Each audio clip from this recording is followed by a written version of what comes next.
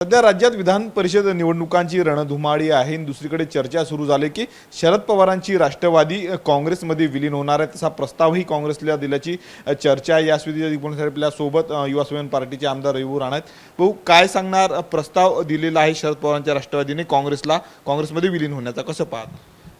काँग्रेसमध्ये विलीन होण्याच्या प्रस्तावाबद्दल अनेक वर्षाआधीपासून शरदचंद्रजी पवार साहेबांची जी राष्ट्रवादी आहे ते विलीन होईल अशा चर्चा अनेकदा ऐकल्या। पण आता निश्चितच ज्या राष्ट्रवादी काँग्रेस जी हतबल झालेली आहे त्या हतबलीला डोळ्यासमोर ठेवून पवारसाहेब निश्चितच ज्या पद्धतीनं राष्ट्रीय काँग्रेस सोनिया गांधीशी बोलून ज्या पद्धतीने त्यांचे डायलॉग चालू आहे, बोलणं चालू आहे, लवकरच ते विलीन करतीलच त्या शंकाने। तुलमूल काँग्रेस पहा तुम्ही, ममता बॅनर्जीची तीच परिस्थिती आहे की विधानसभा झाल्याबरोबरच त्यांच्या अनेक खासदारांनी तो पक्ष सोडला, आमदारांनी पक्ष सोडला आणि मोठ्या प्रमाणात भारतीय जनता पार्टीला स्वीकारलं। म्हणून विपक्ष काँग्रेस विपक्ष म्हणून जेव्हा काम करत आहे आणि काँग्रेसच्या कळपामध्ये ज्या पद्धतीनं ममता बॅनर्जी आता विलीन होत आहे, काँग्रेसच्या कळपामध्ये राष्ट्रवादीचे शरद पवार साहेबांची पार्टी विलीन होत आहे, त्याचप्रमाणे उबाटा जे खऱ्या अर्थानं उद्धव ठाकरेंची सेना आहे ती सुद्धा लवकरच काँग्रेसच्या कळपामध्ये विलीन होईल। त्या संदर्भात संजय राऊतांची चर्चा ही 10 जनपदवर सोनिया गांधींशी सुरू आहे। लवकरच त्या प्रस्तावाला सोनिया गांधी मान्यता देईल आणि उबाटा सेक्युलर पक्ष आहे आणि सेक्युलर पक्षासोबत राहून त्या कळपामध्ये विलीन करून उबाटाचं लवकरच आपल्याला बातमी कळेल की अनेक त्यांचे आमदार खासदार जे कार्यकर्ते उरलेले ते सगळे काँग्रेसमध्ये विलीन होतील, उबाटा पक्ष काँग्रेसमध्ये विलीन होईल आणि सोनिया गांधीची विचारधारा आधीच उद्धव ठाकरेंनी स्वीकारलेली आहे आणि त्या विचारधाराला पूर्ण करण्यासाठी उबाटा काँग्रेसमध्ये विलीन करून त्या कळपामध्ये सगळे मिळून ताकदीनं ज्या पद्धतीनं भाजपचा ते विरोध करतात, भाजपच्या अनेक विषयाला विरोध दर्शवतात, तर एक खट्टे आपण राहिलो पाहिजे, एक खट्टे राहून आपण एका पक्षामध्ये राहून आपण काम केलं पाहिजे। ही विचारधारा सध्या आता उद्धव ठाकरेंची झालेली आहे, शरद पवार साहेबांची झाली आहे, ममता बॅनर्जींची झाली आहे। म्हणून काँग्रेस हा पक्ष एकच पक्ष विपक्षमध्ये राहील भाजपच्या विरोधात, अशी परिस्थिती झाली आहे। तुम्ही मोठा दावा करता, काय आधार या दाव्याला आहे की तुमचं ठाकरे गटातील नेत्यांशी बोलणं झालंय का? असं आहे की मी जे दावे केलेले आतापर्यंत ते सगळे सत्य झालेले आहे। ज्या पद्धतीनं पवारसाहेब हतबल झालेले आहेत त्याच पद्धतीनं उद्धव ठाकरेसुद्धा हतबल झालेले आहे। आज तुम्ही पाहिलं की आदित्य ठाकरेची परिस्थिती काय आहे। आदित्य ठाकरेला वर्ली मतदारसंघाच्या बाहेर कोणी बोलवायलाही तयार नाही आहे, पक्षाचे कार्यकर्ते त्यांना विचारायला तयार नाही आहे, मातोश्री पूर्ण ठणठण खाली झालेली आहे।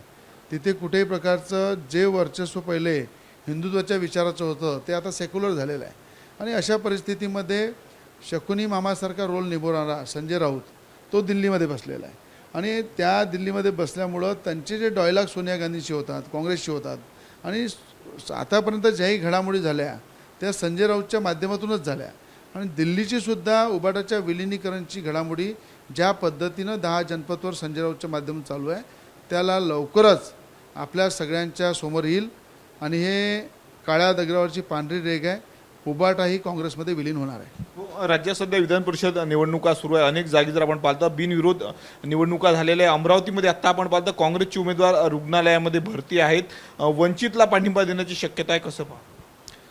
काँग्रेसची परिस्थिती मी सांगितलं ना, काँग्रेस हा विरोधी पक्षामध्ये सुद्धा खूप कमजोर आहे देशामध्ये, म्हणून त्यांना उबाटासारखं, राष्ट्रवादीसारखं, तुलमूल काँग्रेससारखं सगळ्यांची साथ घ्यावं लागत आहे, सगळ्यांना विलीन करून घेत आहे। आज अमरावती जिल्ह्यामध्ये काँग्रेसचा उमेदवारच जर हॉस्पिटलमध्ये आहे, त्यांनी इलेक्शन लढायच्या आधीच हॉल खाल्ली आहे। म्हणजे एखादा उमेदवार जेव्हा इलेक्शन लढतो तो जनतेमध्ये जाऊन काम करते, मतदारापर्यंत जाते, पण तिथे जायच्या आधीच त्यांनी हॉल खाल्ली। म्हणजे या परिस्थितीतून लक्षात येते की उमेदवारी फॉर्म भरणे, उमेदवार म्हणून लढणे सोपं आहे, पण ज्या कृतीमध्ये मैदानामध्ये उतरतो ती मैदानामध्ये लढण्याची जर ताकद नसली तर त्याला ॲडमिट व्हावं लागते। तर माझ्या इलेक्शनमध्ये अनेक उमेदवार ॲडमिट होतात, तर मला अनुभव आहे की माझ्या विरोधात जेव्हा काही लोक लढतात ते इलेक्शनच्या 4-5 दिवसाआधी जाऊन हॉस्पिटलमध्ये ॲडमिट होऊन जातात आणि सलेंडर होऊन जातात। अशी परिस्थिती काँग्रेसच्या उमेदवारीत झालेली आहे। म्हणून अशा परिस्थितीमध्ये काँग्रेसचे नेतेसुद्धा हतबल झालेले आहे।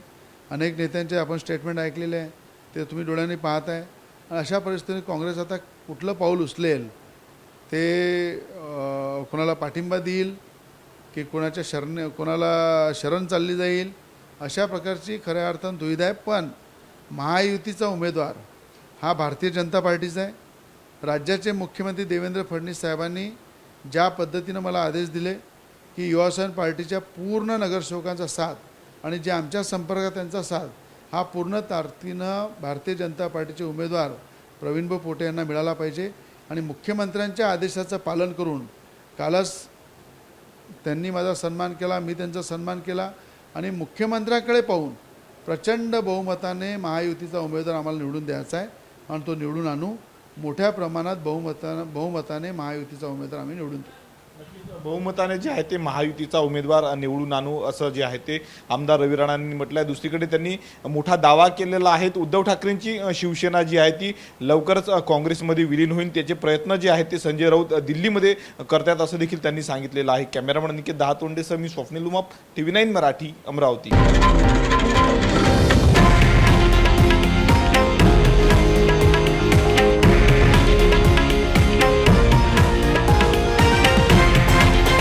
हे आहे देशातील नंबर 1 न्यूज नेटवर्क आणि आपण पाहत आहात TV9 मराठी, एकमेव.